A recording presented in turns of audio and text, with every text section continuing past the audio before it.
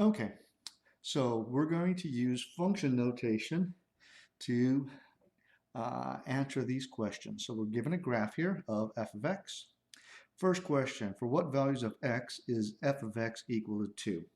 So the question really becomes, what does this tell me here? F of x equals 2. I could reinterpret this statement as the statement y equals 2. Now, on the number line for y, it hits 2 there, but basically that's true for any point on this line segment. I just want to get this as accurately as I can. Hang on a second.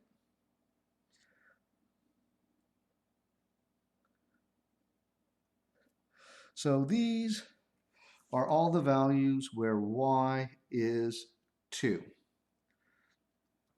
And what you'll notice is that that happens at two separate x values. This x value and this x value, which we will read from our graph here and here to get those x values for my points. I probably really shouldn't put them there, but that's where I read the x value. So this first point is located at 1, 2, and this other point is located at, let's see, this is 0, -1, -2, -3, 2, because we started off with saying we're looking for the values of x where y is 2, and I will have two separate answers.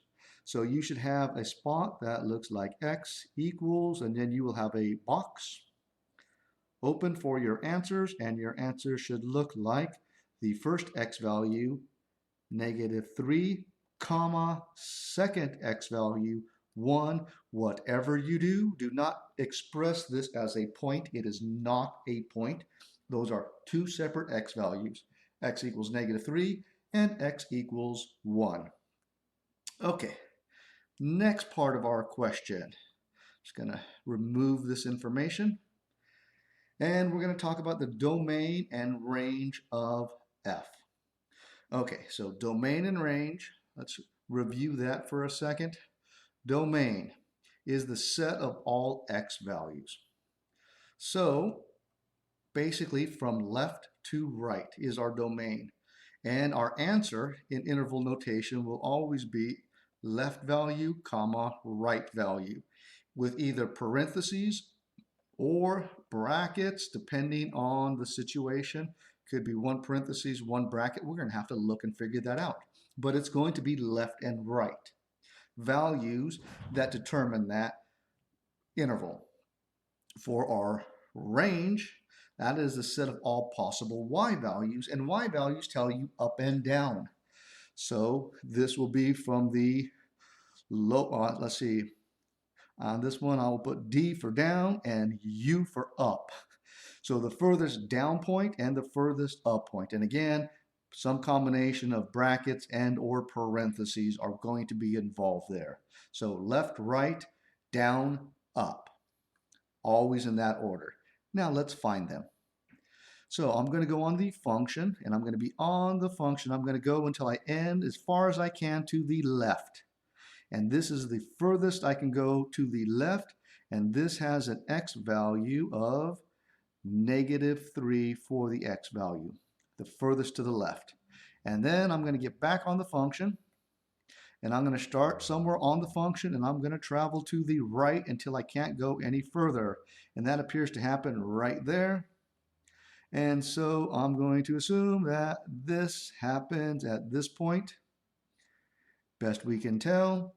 And that has an x value of, let's see, that's 0, 1, 2, 3 on the right. So I'm going to say it goes to the left to -3. Actually, I'm going to use brackets.